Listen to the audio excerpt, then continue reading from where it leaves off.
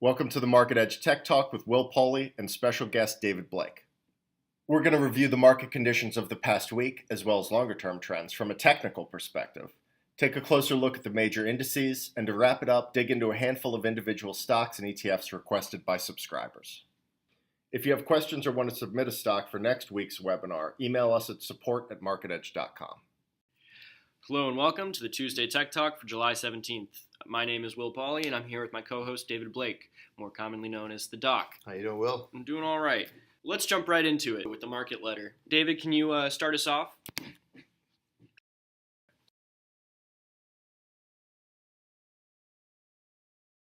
All right, well, real briefly, the major averages were higher last week for a second straight week. We're heading into kicking off the second quarter earnings season right now. Dow Jones has made pretty much solid gains in 4 of the 5 days last week, and I think it was up something like 10, 9 out of 11 for the past few days. The S&P 500 hit its highest mark since the 1st of February on a closing basis. We had the NASDAQ punch out a couple of new highs to close out the week on Thursday and Friday. Mainly that was on strength in the technology and biotech sectors. Russell 2000 stalled just below its old record high. However, the week before we had, I think, a 3.1% jump in the small cap Russell 2000, so some consolidation in that was pretty much expected. It was pretty much, a pretty wide-based rally. We had gains in technology, consumer discretionary, healthcare, financial. They all outperformed. I believe utilities were the only sector that actually settled in the red. Technical condition of the market continued to improve. We had an increase in the momentum indicators, looking at the 14-day RSI. We also saw a bullish confirmation in the MACD short term, which measures a short-term trend. Also, we had positive breadth last week. Not the kind of strong breadth that we'd like to see with the market making new highs. And with that, I want to show you that there are a couple blips that we saw in the market. Well, let's move over to the graphs and see about those blips. All right, go ahead and pull in the charts. First thing I want to take a look at is the negative divergence that we're seeing in the Dow Jones Transportation Index and the Philadelphia Semiconductors. If you can pull up Dow Jones 20 there. As you see over here on the far right-hand side, the transports are struggling up here to get back up above the 50 and 100-day moving average. That's a little bit of negative divergence. We'd like to see that starting to move up with the Dow. We're going to need to clear that resistance level. I'd like to see it get up around 10.8 again on the Dow Jones Transportation Index. That would be positive. We are seeing the 14-day RSI just below 50. We want to see that get up around 55, 60 to know that we have some positive momentum coming in on that. Now, the Philadelphia Semiconductor Index, the SOX, so actually if you want to look at that, that's also having a little bit of a struggle here. We can't get back above the 50 and 200-day moving average on that either. It's kind of moving sideways here. And actually, we're down about 3 or 4 or 5% from the highs on the semiconductors. So part of that is some of this with Intel has been bringing some selling into the semiconductors. I think Broadcom with some of their mergers has caused a little bit of that to stall. Plus, I think some of the trade talks with China, semiconductors are one of the few industries that would have some kickbacks from the trade talks with China, as they do a lot of business over there. But that's kind of bothering me. The other thing would be that with the Russell 2000, go ahead and pull the small cap index up. As you can see over here, over the last, say, month and a half, we have a double top that is formed. That's what we refer to as a reversal pattern. When you come up there, you reach a new high, you pull back, you come up and try to take it out again, and you stall right there and you pull back again. Now, fortunately, so far, the Russell came back to its 50-day moving average, found support there. I believe we're having a decent day today. It's outperforming the other indexes. And what I want to see on here, I want to see the Russell 2000 break above 1710. If it does that, that'll abort this reversal pattern, and that will be good for the broader market. Now, if you go back to the home page Well, I want to show you the market recap over here, down here. And this is another part that I don't like. Going down to the page where we're going to see the advanced decline line and the new highs and new lows. Okay, the new highs and advanced decline lines are fine. We just have a little bit of a pullback on some of these days. The breadth wasn't as strong as you'd like to see with the market making new highs, but it's still up near the highs. Now, as far as the new highs, new 52-week highs and lows go, this is also disturbing. And what this is showing, you have a few stocks that are starting to make all-time highs. The rest of them are just kind of catching up to where they were. You want to see these numbers at the bottom, especially in the blue line, start to expand. For the NYSE, you'd like to see that get up over 200, 250 new stocks, at least making new highs. At the same time, the market's moving higher. And with the NASDAQ making a new all-time high last Thursday and Friday, and yet you only have a couple units separating the number of new 52-week highs and new 52-week lows. So this week, if we consolidate this first couple days here in the market, I want to see these numbers expand. I want to see the NYSE AD line break out to another new high, and I want to see some expansion in the new highs and new lows to let me know that the market is getting a little bit healthier. So moving on, let's go on to the ETF Center. You've talked about the ETF Center a bit around the office this week. Yeah, if you click on this, what I like to look at, first click on the relative strength over here. And like we do with the industry group analysis, first thing I want to take a look at is what categories in the ETFs are outperforming. Okay, we saw that the blend small cap and growth small cap are two of the strongest categories right now. That goes in line with the small caps outperforming the broader market, and you can see that they're outperforming by about 7% and 4%. Now we can also see what sectors are still strong. In this case, we have the healthcare sector and the internet sector. Go ahead and click on the sector, the healthcare sector up there.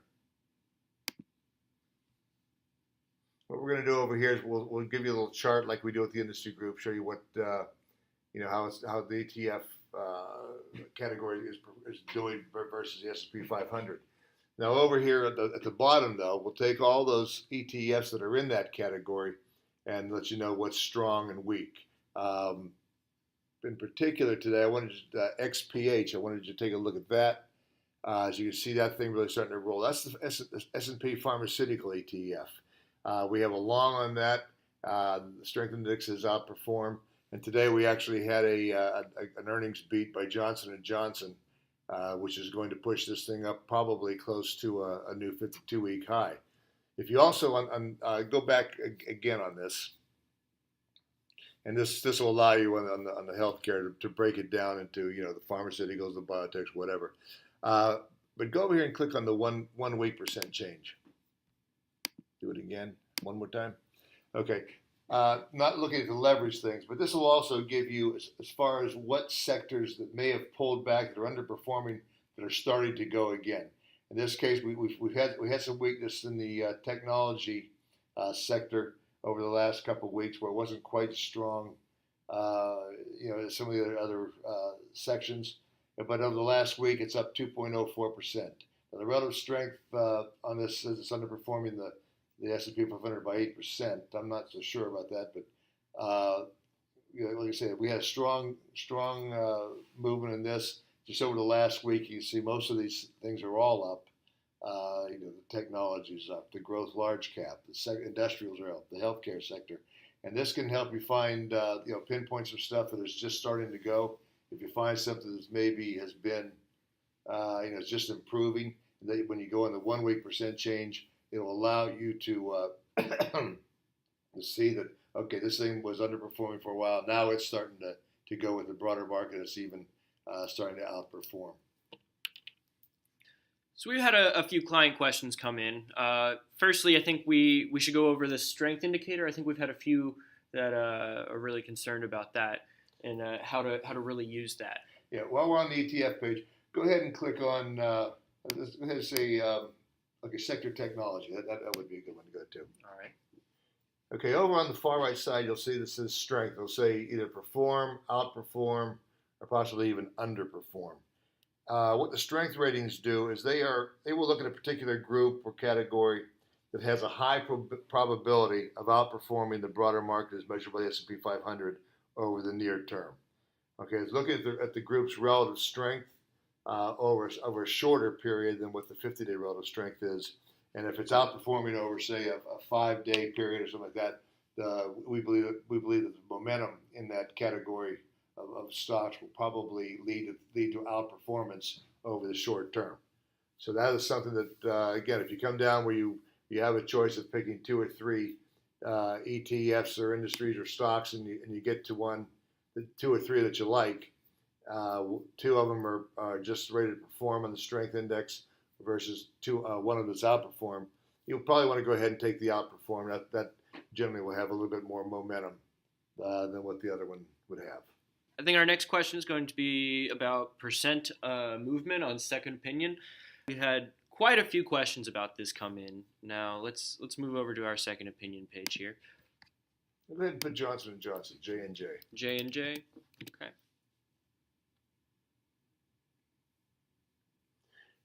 Okay, well, it was actually just upgraded today, so this is probably a bad example. We'll get to another one. But next to the symbol and the stock name, you'll see that 0.0%. Okay, since it was upgraded today at 124.69, the stock has not moved, obviously, today, so it'll be at a 0. However, if you get something like, say, let's go with Microsoft, MSFT. Okay, in this case, we upgraded the stock to a long on May 11th. Since that upgrade, when the stock was trading at 97.91, as of the close last night, it was 105.45, and this will let you know how we're doing just with a quick glance of when the stock was upgraded. In this case, it's up 7.1% since May 11th, and what we'll do is if we're wrong, it'll show up maybe minus 3.2% to let you know that even though we were long, it's going against the opinion, and it may, it's just a little bit of a red flag for you that you may want to pass on that particular stock. But we've added this now to the second opinion report, just as kind of a quick glance. You can see how the current call is done. All right, thank you. That's very helpful. So we've got 2 more questions here. These are stock questions, so we'll just pull the first one up. I think AMD. Okay, Advanced Micro. As you can see on the chart from the bottom of May, when it had fallen back, and just until recently in June, had quite a move. Went from 10 to 16%, almost double the stock, up about 70%. Then it pulled back, didn't quite get down to the 50-day moving average, but now we're heading back up towards the old highs. Semiconductors were strong all year long. Right about the time when on this chart, as you can see, AMD pulled back, the semiconductors did have a few days where, like the chart that we looked at earlier, the broader industry group fell back below its 50-day moving average and 100-day moving average. So there's a little bit of resistance right in this area, which leads me to question whether AMD by itself is going especially after a move of 60% or so, is going to break out the new highs in here. We're long. We got in at 12.45. The stock's up 33%, a heck of a move over a short period of time. But if I'm going to look at the AMD right now, I can look at it, but I'd like to see on the chart where we looked at the Philadelphia Semiconductor Index, I'd like to see that chart show me that the broader semiconductor group is actually breaking through resistance there at the 50 or 100 day. If that can't break through that 50-day or 100-day moving average, that's telling you that the broader industry group is weaker than the individual stock. One thing about buying strong stocks and strong industry groups, you can buy a great stock, but if it's in a weak industry group, you're probably not going to make any money. It's the same as that goes. You could buy a mediocre stock in a strong industry or strong sector, and you're probably going to make money where the rising tide lifts all ships. So in this case, I would probably, if I own it, I would probably hold it, but I'd be also keeping an eye on the semiconductor chart to see if we can get some movement in that to take out resistance in the broader industry. Very interesting. Thanks, David. Let's move on to our final question, which is Intel. I believe it's a very related stock. Okay, another semiconductor stock. We've got an avoid on that, which just happened. Now this is a stock that technicals are not going to catch all things. In this case, the CEO, Brian, I can't remember his name. Brian had to resign, which caused the stock to drop from about $57 down here to $49. We're starting to see a little bit of a bounce back now because the steps that he's taken with Intel to catch it up with the broader industry group are in place, and they should do well. But that was something that no technical indicator was going to catch something like that. Just like when you see a chart like the Intel chart where you're making new highs, and all of a sudden you see it go down like this. A lot of times what will happen is that you're going into earnings and the stock's moving up, volume's moving up, you're starting to make a new high, and then all of a sudden out of the blue they come in and they announce that we're going to be short a nickel on earnings, and the thing falls out of bid. Okay, obviously that came out of left field. Now what you also want to look for is we're in earnings season, where you see a stock that's going up, is starting to go sideways into earnings, and you're starting to see maybe even a little bit of a drift lower, and you start to see the volume at the bottom of the chart start to pick up. That is a hint to you that if you're thinking about, well, I know earnings are coming out next week, I'm going to go ahead and hold on to that, and then maybe I'll sell it then. What that chart is telling you is that most of the investors are already thinking they may be a little bit short. They're going to sell ahead of the earnings to avoid a surprise. All right. Well, that about finishes up the show for us today. David, thanks for coming out. Thank you for doing this. Thank you for tuning in. The next Tuesday Tech Talk will be on Tuesday, July 24th.